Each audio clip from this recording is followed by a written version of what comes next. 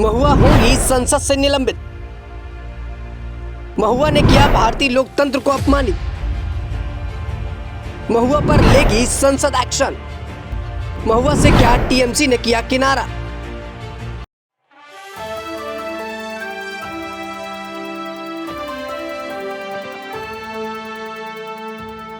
नमस्कार, आप देख रहे हैं नेक्स्ट 9 पॉलिटिकल बाइट।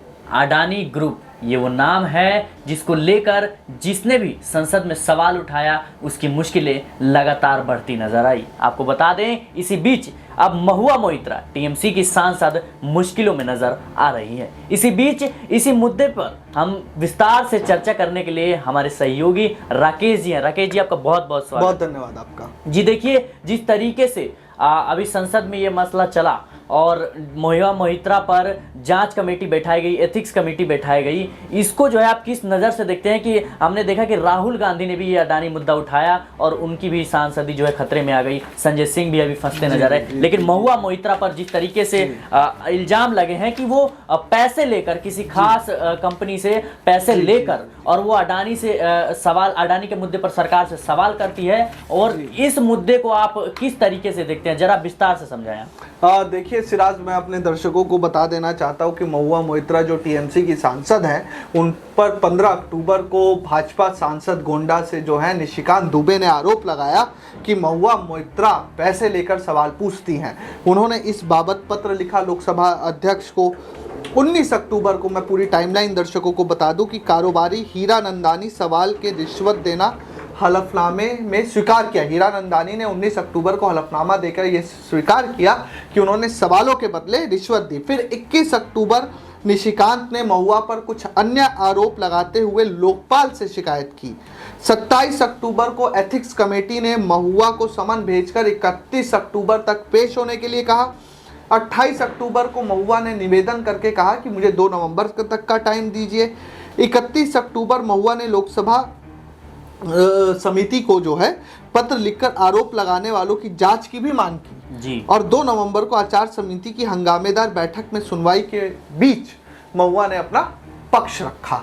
ये पूरी टाइमलाइन है क्वेश्चन फॉर क्वेरी की। ये मैंने एक बार बता दिया, दर्शकों को ज्ञान में रहे, संज्ञान में रहे। अब दूसरी बात, जो जिस रूप में महुआ मोइत्रा पर आरोप लगे हैं, देखिए सिराज, मैं अपने दर्शकों को बता दूं कि जब हम डिजिटल इंडिया की तरफ बढ़ रहे थे तो भारत सरकार ने भी एनआईसी, जो एक सरकारी संस्था के रूप में काम करती है, नेशनल इंफॉर्मेटिक्स सेंटर एक पार्ट है आईटी डिपार्टमेंट, आईटी मिनिस्ट्री का, उसने पहले क्या होता था कि मैनुअल रूप से सांसद अपने क्वेश्चंस भेजते थे। इसको कम करने के लिए, लोड पेपर पर कम करने के लिए एनआईसी ने एक लॉगिन बनाया जिसमें जो भी संसद के सदस्य हैं वही लॉगिन कर सकते थे। इसमें आरोप अब ये है कि जो भी 64 क्वेश्चन महुआ मोइत्रा ने एक संसद के सत्र में, जो एक सत्र चलता है उसमें अपलोड किए अपने लॉगिन आईडी से, उसमें से 50 अडानी के ऊपर थे। अब निशिकांत दुबे ने यह आरोप लगाया कि क्या महुआ मोइत्रा ने खास बिजनेसमैन के साथ मिलकर अडानी के नाम पर पीएम मोदी को बदनाम और उनकी छवि धूमिल करने का प्रयास किया है। जब ये मामला संज्ञान में आया तो जो हीरानंदानी बिजनेसमैन है, उन्होंने भी हलफनामा देकर निशिकांत दुबे की बात से सहमति जताई और उन्होंने कहा कि हाँ, सवालों को मैं अपलोड करता था। दुबई से भी एक बड़े बिजनेसमैन के यहाँ भी ये लॉगिन हुआ है, वहां से भी सवाल अपलोड हुए हैं। तो ये पूरा मसला है और इसी में महुआ मोइत्रा पूरी तरीके से फंसती जा रही है। एक तरीके से विपक्ष के द्वारा लोकतंत्र और देश की सबसे बड़ी लोकतांत्रिक पंचायत को बदनाम करने का एक प्रयास है। जी बिल्कुल, जिस तरीके से आपने समझाया कि टाइमलाइन भी बताया, लेकिन कहीं ना कहीं सवाल ये उठता है और उठना भी लाजमी है कि जो एथिक्स कमेटी जो है अगर महुआ मोइत्रा पे बैठाई जा रही है, ऐसे में अडानी पे लगातार सवाल उठते नजर आ रहे हैं। विपक्ष के जो नेता हैं, पत्रकार हैं, वो लगातार जो है सवाल उठा रहे हैं, उन पे कार्रवाई हो जाती है। लेकिन क्या सरकार को, उनके पास जाँच एजेंसियाँ उसके अंडर है, क्या अडानी मामले पर खुद का जाँच नहीं करवाना चाहिए? देखिए, ये एकदम बेहतर सवाल आपने पूछा कि अडानी के मामले पर जिस रूप में विपक्ष सवाल उठा रहा है उस मामले पर, और सरकार की भी साठगांठ बता रहे, राहुल गांधी लगातार सक्रिय हैं और हमलावर भी हैं इस बात को साबित करने में कि अडानी के साथ पूरी भाजपा और खास तौर पर पीएम मोदी की साठगांठ है। तो क्या इस बात को सरकार के द्वारा साफ करना जरूरी हो जाता है कि सरकार इस बात को साफ करे कि सरकार की कोई मिलीभगत नहीं है। जो भी ठेके अडानी को मिले हैं, अडानी सेठ को मिले हैं, वह सभी ठेके जो नियमावली बनी है ठेका देने के लिए हर विभाग की, उस विभाग की नियमावली के हिसाब से ठेके मिले हैं और सरकार का कोई इसमें हस्तक्षेप नहीं है। इस रूप में अगर सरकार अपने आप को सही साबित करती है तो सरकार और मजबूत बनकर उभरेगी और सरकार की विश्वसनीयता जनता के बीच में और अधिक होगी। लेकिन अभी सरकार की चुप्पी कहीं ना कहीं इस बात की ओर इशारा करती है कि कुछ तो दाल में काला है।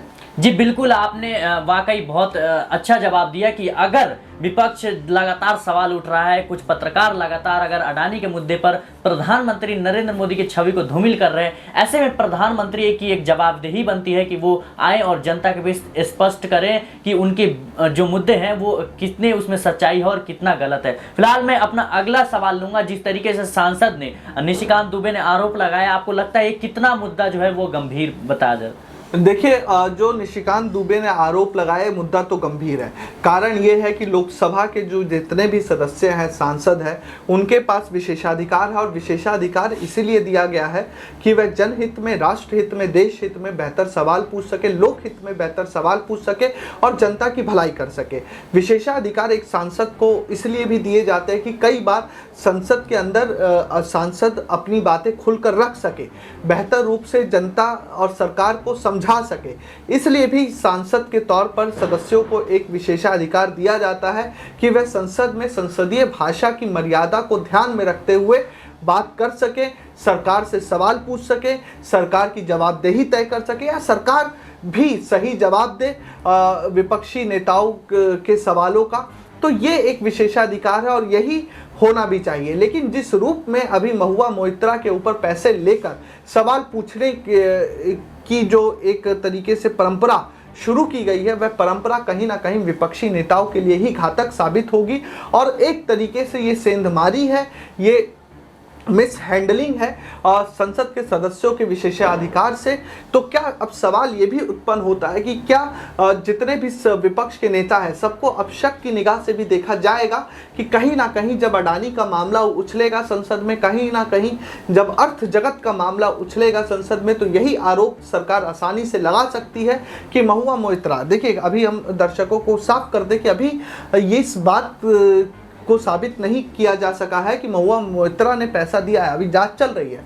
लेकिन अगर ये मामला लंबा खिंचता और महुआ मोइत्रा इसमें दोषी पाई जाती है तो कहीं ना कहीं विपक्षी दलों की राजनीतिक शुचिता पर, राजनीतिक सिद्धांतों पर, राजनीतिक नीतियों पर सवाल उठेंगे, राजनीतिक नैतिकता पर सवाल उठेंगे कि क्या विपक्ष इतना गिर चुका है, क्या विपक्ष इतना धरातल में जा चुका है कि पैसे लेकर संसद का प्रयोग, अपने विशेषाधिकार के माध्यम से पैसे लेकर संसद का प्रयोग अपने राजनीतिक, निजी और आर्थिक हितों को साधने के लिए कर रहा है।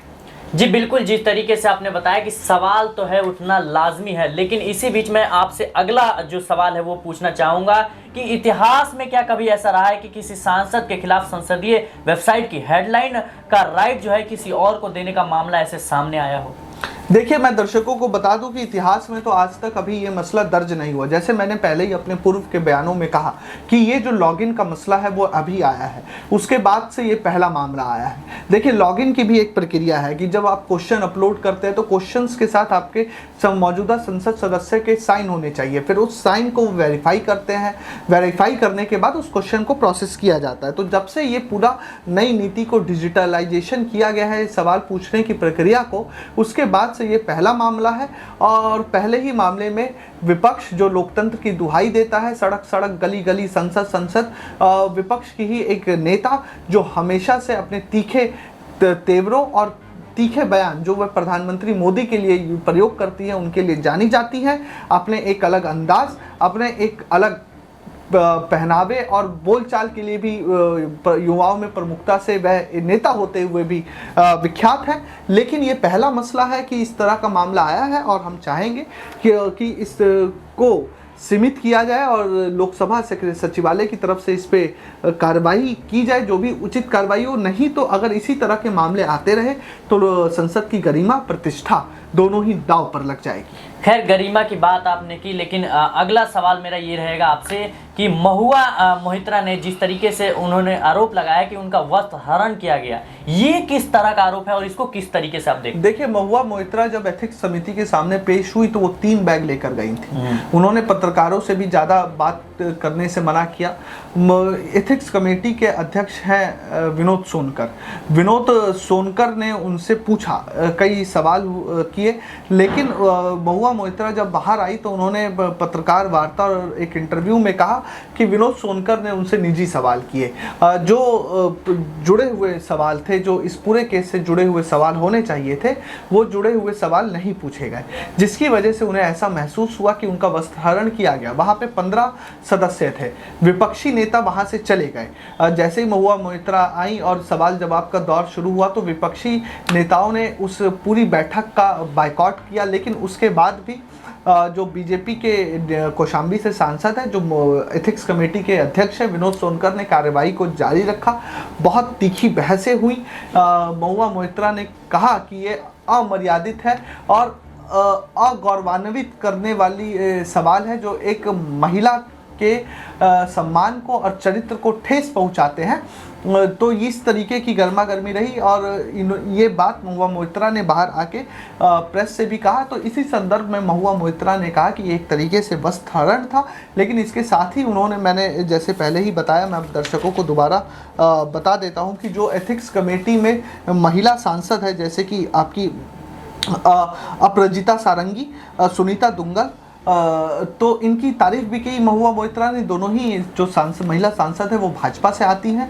तारीफ भी की कि उन्होंने, वह शांत बैठी रही, उन्होंने ज़्यादा सवाल जवाब नहीं किए। लेकिन इसमें से अपराजिता जो सारंगी हैं, जो भाजपा सांसद है, उन्होंने बाहर आके कहा कि महुआ मोहित्रा सवालों के जवाब सुनकर भड़क उठी। पूरा मसला आक्रामक हो चुका था, भड़कीला हो चुका था और घृणित हो चुका था, जिसकी वजह से मामले को शांत रखने के लिए कई बैठक लंबी नहीं चल सकी और महुआ मोहित्रा वहाँ से चली गई, बैठक समाप्त हो गई। तो ये पूरी प्रक्रिया है। इसी कारण महुआ मोहित्रा ने कहा कि मुझे ऐसा लगा कि मेरा वस्त्रहरण हो गया है। जी बिल्कुल, जिस तरीके से आपने बताया कि महुआ मोहित्रा के बीच अब जांच पड़ताल जो है वो जांच अपनी ओर खींचे चले आ रहा है, लेकिन मैं आपसे ये जानना चाहूँगा कि एथिक्स कमेटी के हाथ में ये मामला पहुँच चुका है। एथिक्स कमेटी आखिर कब तक इस पे फैसला सुनाएगी और क्या महुआ मोहित्रा को इस पे किस तरह का और कितना सज़ा मिल सकता है? देखिए, एथिक्स कमेटी कब तक अपना फैसला सुनाएगी और कितनी सज़ा मिल सकती है, इसके बारे में कोई भी प्रक्रिया अभी साफ नहीं है। सज़ा केस की जटिलता के हिसाब से निर्भर करता है। सामान्य स्थिति में 2 महीने का वक्त दिया जा सकता है। अगर ज़रूरी होता है तो समय सीमा बढ़ाई भी जा सकती है। पहले के मामलों में कमेटी सदस्यों को खास समय के लिए सस्पेंड कर चुकी है। यानी समझ सकते हैं आप कि अगर महुआ मोहित्रा दोषी पाई जाती है तो एक खास समय के लिए, एक खास अंतराल के लिए उनके वो संसद की कार्रवाइयों से स्थगित किया जा सकता है, सस्पेंड किया जा सकता है। वह सत्र में हिस्सा नहीं ले सकती, जैसे मौजूदा समय में राज्यसभा सांसद जो आम आदमी पार्टी के हैं, राघव चड्ढा, और जो उनके राज्यसभा सांसद संजय सिंह, जो अभी नई शराब नीति की वजह से ईडी की कस्टडी में है, वो दोनों ही राज्यसभा से अनिश्चितकालीन के लिए निलंबित है। उपसभापति धनखड़ साहब ने उन्हें निलंबित किया था। तो ये एक ऐसी प्रक्रिया महुआ मोहित्रा के साथ भी हो सकती है। जी बिल्कुल, आपने जिस तरीके से महुआ मोहित्रा के बारे में समझाया और बिल्कुल ही विस्तार से समझाया उन पे क्या सज़ा हो सकती है और क्या मामला है और किस तरीके से ये जो है जांच चलेगी, लेकिन अब इसका असर जो है देश की राजनीति पे पड़ने लग गया है। आपको बता दें कि देश में अब विधानसभा चुनाव है और लोकसभा चुनाव है। कहीं ना कहीं अब विपक्ष के नेता हर किसी न किसी मामलों में अब घिरते नजर आ रहे हैं। इसी बीच महुआ मोहित्रा जो है सांसद है टीएमसी की, वो लगातार संसद में अडानी के ऊपर सवाल कर रही थी और ऐसे में जो है अब उन पे कार्रवाई हो रही है। लेकिन इस मामले में कितनी सच्चाई है ये तो जांच कमेटी जो है उसके रिपोर्ट के बाद ही पता चलेगा और महुआ मोइत्रा को इसका कितना खामियाजा भुगतना पड़ सकता है। फिलहाल जो है आपने देखा, आपने समझा किस तरीके से जो है महुआ मोइत्रा पे कार्रवाई हो रही है और क्या इसका असर पड़ेगा। ऐसे ही गंभीर मुद्दों पे आप जानने के लिए, समझने के लिए आप नेक्स्ट 9 पॉलिटिकल बाइट को फॉलो कीजिए और आप देखते रहिए। नमस्कार। हो गया सर? आप दोबारा रिपीट कर क्लोजिंग। ठीक है सर। आज मुझे दीजिए इजाजत। हाँ। और तमाम खबरों के लिए देखते रहिए नेक्स्ट 9 न्यूज़ पॉलिटिकल बाइट। धन्यवाद।